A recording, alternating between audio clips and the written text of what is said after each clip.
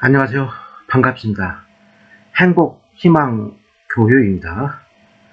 주일 예배 2022년 2월 27일 시작하겠습니다.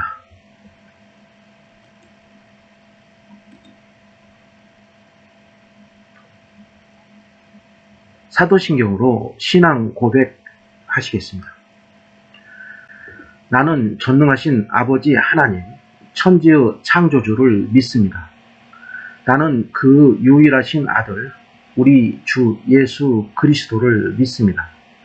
그는 성령으로 잉태되어 동정녀 마리아에게서 나시고 본디오 빌라도에게 고난을 받아 십자가에 못 박혀 죽으시고 장사된 지 사흘 만에 죽은 자 가운데서 다시 살아나셨으며 하늘에 오르시어 전능하신 아버지 하나님 우편에 앉아 계시다가 거기로부터 살아있는 자와 죽은 자를 심판하러 오십니다.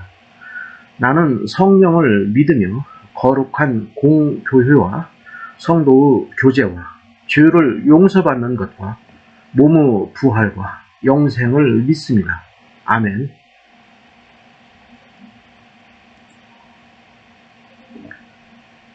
성경 봉독입니다. 성경 레위기 19장 14절입니다.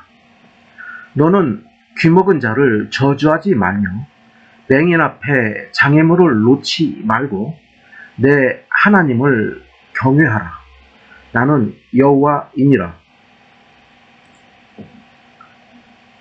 설교 장애인에 대한 고찰 시작하겠습니다.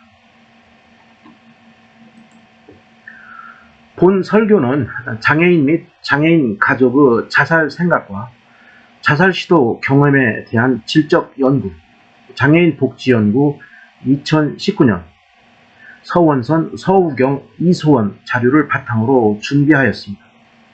본 연구는 장애인 및 장애인 가족의 자살에 대한 생각을 조사하고 자살 예방을 위한 방안을 마련하기 위하여 자살 생각 및 자살 시도 경험이 있는 장애인 당사자, 가족, 활동가, 전문가들을 대상으로 인터뷰를 실시하였습니다. 경제협력개발기구 OECD 발표에 의하면 우리나라 자살률은 OECD 회원국 중 지속적으로 상위를 차지하고 있습니다. 특히 여성 자살률은 1위이고 남성 자살률은 3위, OECD 2019년 기준입니다. 아울러 장애인과 장애인 가족들과 관련된 자살 사건이 지속적으로 발생하고 있습니다. 예를 들어 경찰 조사 후 청각장애인의 자살, 거주시설에서 퇴소한 지적장애인 언니를 부양해야 하는 여동생의 자살, 아버지가 장애인 아들 살해 등의 사건입니다. 보건복지부 2017년 조사에 따르면 최근 1년 동안에 죽고 싶은 생각을 해본 적이 있는지에 대하여 19.9% 장애인이 있다고 응답하였고 이는 비장애인 4.6%보다 상당히 높은 수치를 기록하였습니다. 한편 2016년 기준 장애인 10만 명당 자살한 사람이 66.8명으로 전체 인구 자살률인 25.6명보다 2.6배 많았습니다. 장애인의 경우 비장애인과 비교하여 장애로 인한 심리적 어려움, 우울증, 불안, 분노, 사회적 소외감, 부적절한 대인관계 등 경제활동 미참여로 인한 낮은 소득 수준, 추가적인 의료적 치료로 인한 추가 비용, 부족한 사회 보장 서비스 등으로 인해 일상적인 생활을 유지하기가 어렵습니다. 그 결과 이러한 여러 가지 이유로 자살과 같은 극단적인 상황에 직간접적으로 노출되어 있습니다. 이제부터는 연구 분석 결과를 주요 내용별로 체크해 보겠습니다. 첫째, 사회가 자살을 장애인의 개인 책임으로 전가시킨다는 것입니다. 그 결과 자살의 원인을 장애 때문으로 간주하는 것입니다. 인터뷰에 참가한 분의 이야기를 살펴보겠습니다. 저는 개인적 죽음이라고 생각하지 않아요. 장애인이 자살을 선택한 것은 우울증 때문이 아니라 우울증 이전 단계에 특별한 이유가 있을 거예요. 우울증을 너무 부각시켜 장애인의 죽음을 자꾸 개인의 문제라고 이야기하지 않았으면 좋겠어요. 우울증 때문에 죽는 것이 아니라 우울증이 왜 걸렸는가에 대해 사회적으로 고민을 해야 할 것 같아요. 참여자들은 장애인 자살의 원인이 장애 자체에 있다고 생각하지 않았습니다. 장애 자체가 바로 자살로 이어지는 것이 아니라 장애 발생 후 손상 기능에 따른 사회적 배제와 접근성에 대한 불편함, 타자에 의한 차별과 거절 경험에 근거한 박탈감 등이 작동한 결과로 보았습니다. 장애는 자살의 직접 원인이 아닌 간접 원인이라는 의미입니다. 둘째, 장애인이 느끼는 죄책감 및 책임감 관련입니다. 장애인은 자살 시도 경험 때문에 죄책감을 느낍니다. 동시에 자살 시도에 대한 책임 역시 장애인에게 있다고 말하는 주위 사람들 때문에 책임에 대한 막중함과 함께 주위 사람들로부터 야속함을 느끼기도 합니다. 인터뷰에 참가한 분의 이야기를 살펴보겠습니다. 제가 어렸을 때는 사실 약간 그런 게 있었어요. 자살하는 사람들에 대해서 너무 의지가 약하다라는 생각과 저 사람들이 너무 무책임하다는 생각들을 많이 했었는데, 오히려 나이가 들면서 그리고 삶의 어떤 포인트마다 한 번씩 되게 힘들 때 있잖아요. 그러면 자살도 하겠구나 하는 생각을 하게 됐어요. 근데 그런 생각이 들 때를 보면 내가 스스로 어쩔 수 없는 내 환경들이 되게 크게 좌우하는 것 같아요. 셋째, 장애를 차이가 아니라 차별로 간주하는 사회적 인식입니다. 참여자들은 기능 손상이 있는 장애 상태는 개념적으로 비장애인들과의 관계에서 분명히 차이로 설명되어야 함에도 불구하고 많은 사람들이 장애를 무엇이 결핍된 상태로 이해한다는 것입니다. 사회는 장애를 수정의 대상으로 간주하여 장애인에 대한 접근이 의료적 관점에 근거한 환자로 인식한다는 것입니다. 인터뷰에 참가한 분의 이야기를 살펴보겠습니다. 미국 같은 경우는 이 사람이 장애가 있다고 해서 이 사람의 가치가 더 없다고 생각하지는 않아요. 인간의 존엄성은 다 똑같으니까. 그런데 우리나라 문화에서는 그렇지 않습니다. 예를 들어서 뭐라고 그러나 불이 났는데 만약에 장애인이 살고 다른 사람이 죽었어요. 그러면 사람들이 하는 얘기가 분명히 그런 얘기가 나올 수 있거든요. 차라리 장애 있는 사람이 죽는 게 더 나았을 텐데, 이런 얘기가 충분히 나올 수 있거든요. 그러니까 못 사는 사람이 죽는 것은 괜찮고 돈 많은 사람이나 유명한 사람이 죽으면 더 안타까워하고, 그런 어떤 일반적인 개념들이 있어서 저도 요즘에도 언제더라 뭐를 사러 가거나 누구랑 같이 가잖아요. 비장애인하고. 그러면 저한테 얘기를 안 해요. 아직도. 그리고 제가 구매할 거고 제가 돈을 낼 건데 저한테 얘기를 안 하고 같이 간 사람한테 설명하고 거기다가 눈 맞추고 얘기해요. 눈을 안 맞추려고 해요. 그게 되게. 넷째, 장애인의 개별 욕구가 무시당하고 있는 것입니다. 장애인들이 힘들고 아픈 선택을 하는 까닭은 당신은 무엇을 원하는가 라고 질문하지 않는 사회에 있다는 것입니다. 인터뷰에 참가한 분의 이야기를 살펴보겠습니다.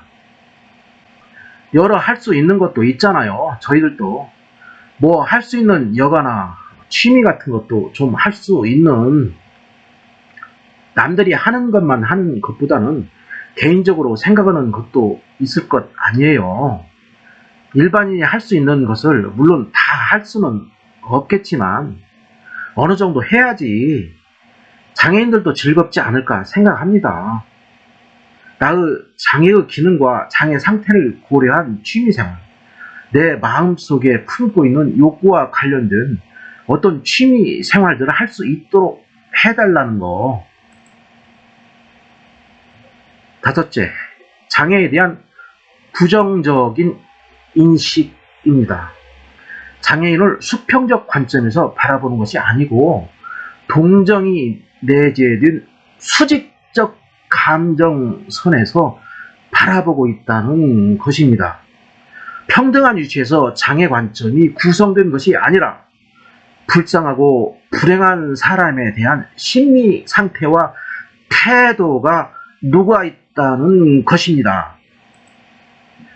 이로 인해 장애인들은 지속적으로 사회 환경적인 시선을 의식해야만 하는 불편함 속에 살아가야 한다는 것입니다.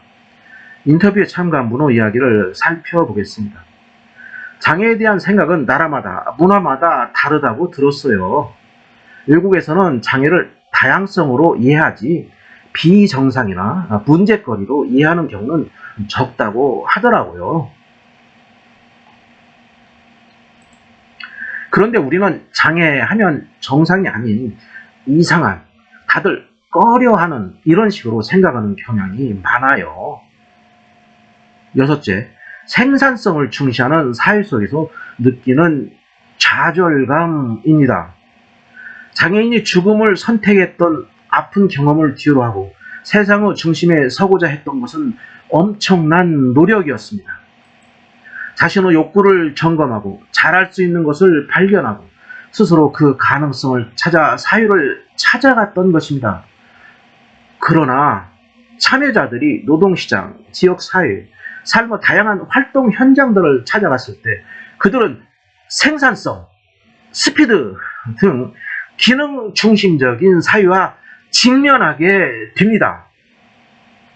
장애인이 사회에 다가갔을 때 가장 먼저 경험한 것은 거절이라는 패배감이었습니다. 인터뷰에 참가한 분의 이야기를 살펴보겠습니다. 대학교 졸업하고 취업이 안 돼서 남들처럼 열심히 할 수 있는데도 잘 안 되고 하니까 그러다가 행정도우미라고 동사무소에서 일하는 게 있거든요. 근데 그거 하면서도 그냥 구석에 있어서 복사나 그런 것만 하는데 아무 의미가 없는 것 같아서 힘들었고, 그때 선생님들이 저한테 별로 시키시는 것도 없고 그냥 다 다른 사람 시키고 그래서 그런 게 나를 조금 인정을 안 해준다는 느낌? 그런 것 때문에 죽고 싶었던 것 같아요. 일곱째, 가족에 의한 거절 경험입니다.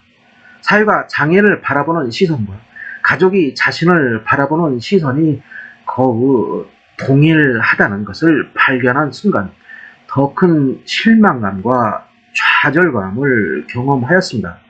거절 또는 배제 경험에 따른 심리적 충격은 사회적 배제보다 가족에 의한 거절 경험이 더 크게 자리 잡고 있었습니다.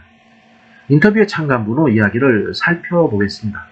이제 가족들로부터 아휴, 넌 못하잖아, 넌 안 되잖아, 이런 말을 많이 듣다 보니까 난 안 되나? 쓸모없는 인간인데, 이런 생각을 되게 많이 했던 것 같아요. 그러니까 나도 뭔가를 하고 싶은데 그걸 할 수 없으니까 그게 미치겠더라고요. 그래서 아마 많이 나는 죽어도 되겠다, 나 어차피 죽어도 알아주는 사람 없겠다, 슬퍼할 사람도 없겠지, 이런 생각했던 것 같아요. 한편 인터뷰 참여자들은 장애라는 인생의 역경에도 불구하고 자살의 위기를 넘어서게 한 요인들 역시 제시하였습니다. 자살을 이겨낸 원동력과 삶에 대한 의지를 살펴보겠습니다. 첫째, 가족에 의한 도움입니다. 인터뷰 참여자들에게 삶과 죽음의 뒤로, 죽음의 문턱에서 가장 큰 생명력은 역시 가족이었습니다. 부모, 부부, 형제 등이 이에 해당됩니다. 죽음을 고민했던 당사자들에게 가족은 가장 근접한 거리에서 그들의 삶을 이끌어준 중요한 역할을 하였습니다. 무의식 중에 들렸던 식물인간으로 살아있더라도 살아만 있어달라고 이야기한 가족의 목소리가 삶의 자리로 옮겨놓게 했던 힘이었던 것입니다. 인터뷰에 참가한 분의 이야기를 살펴보겠습니다. 부모님이 뒷바라지를 하고 포기를 안 했어요. 중학교, 고등학교 저 같았으면 포기했을 거예요. 사고 나서 또 끝까지. 아유, 어머님은 저를 끔찍하게 좀 내가 생각했을 때 돈독했어요. 둘째, 장애 동료들에 의한 삶에 대한 동기부여입니다. 동료에 의한 지원은 중요한 지지 체계로서 가족을 넘어선 위부 체계이며 참여자들에게 사회라는 의미를 느끼게 해주었습니다. 동료 집단들은 경청, 공감 능력이 가장 뛰어났습니다. 동료 집단은 실질적인 이웃, 상담 등의 기능을 하고 있었습니다. 또 다른 장애인을 위해 긍정적인 영향력을 행사하며 살아갈 수 있는 자신을 발견한 계기가 된 것입니다. 셋째, 장애인의 잠재력을 믿어주는 사람들입니다. 장애인의 잠재력을 믿어주는 지인, 동료, 직장 상사, 교수 등을 통해 삶에 대한 긍정적인 시각이 생성되고 삶에 대한 밝은 면을 발견하였습니다. 인터뷰에 참가한 분의 이야기를 살펴보겠습니다. 갑자기 척수장애인이 되어서 정말 아무것도 할 것이 없는 줄 알았어요. 그런데 척수협회에서 소식을 듣고 나도 무언가를 할 수 있다고 생각했어요. 외국처럼 말이죠. 그런데 그러기 위해서는 나한테 맞는 직업재활 서비스를 제공해 주어야 해요. 안타깝게도 우리는 아직 그 수준은 아닌 것 같아요. 그래도 주위 친구들 중에 잠재력을 인정받고 직장을 장기간 다니는 모습을 보면 저 역시 삶에 대한 긍정적인 욕구가 생겨요. 이상으로 우리 사회를 살아가는 장애인이 겪고 있는 어려움과 그 어려움을 극복하는 데 도움이 되는 방안들을 고찰해 보았습니다. 성경에서는 장애인에 대하여 어떤 권고를 하고 있을까요? 성경 레위기 19장 14절에서 너는 귀먹은 자를 저주하지 말며 맹인 앞에 장애물을 놓지 말고 내 하나님을 경외하라. 나는 여호와이니라 라고 기록되어 있습니다. 혹시 귀먹은 자를 저주하는 일이 있었다면 저주해서는 안 됩니다. 우리는 장애인의 아픔을 이해하고 장애인을 따뜻한 마음으로 친절하게 응대해야 합니다. 장애인에게 함부로 막말을 하여 장애인의 마음에 상처를 주어서는 안 됩니다. 맹인 앞에 장애물을 놓아서도 안 됩니다. 장애인이 수행하는 일을 방해하는 모습을 보여서는 안 되겠습니다. 장애인의 어려움을 도와주고 장애인에게 닥친 문제를 해결하도록 노력해야 할 것입니다. 우리는 자신도 모르는 사이에 아름답고 건강한 사람들만 사귀고 싶어하고 장애인들을 꺼리고 있지 않은지 반성해야 할 것입니다. 건강한 사람들도 인생을 살아가면서 생각하지 못했던 사고를 당하여 장애인이 될 수 있습니다. 장애인에 대해서 열린 마음으로 친절하게 대하는 태도를 습관화해야 할 것입니다. 아울러 어려운 처지에 있는 장애인을 언제나 도와줄 수 있는 자세를 갖추고 살아가야 할 것입니다. 장애인은 장애를 가지고 현실 세계를 살아가는데 많은 어려움이 있을 것입니다. 장애인들께서는 어려움을 혼자 힘으로 극복하려고 하지 마시고 본인이 가지고 있는 힘든 문제를 하나님께 내려놓고 해결해 달라고 기도 드리시기 바랍니다. 하나님은 장애인 여러분을 사랑하고 계십니다. 여러분의 아픔과 상처를 이해하시고 해결해 주실 것입니다.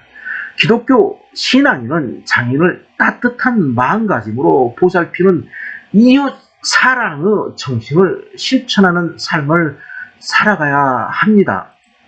아울러 우리의 잘못을 용서해 주시는 예수님을 믿음으로써 구원받을 수 있다는 희망을 가지고 살아가야 합니다. 설교를 마치겠습니다.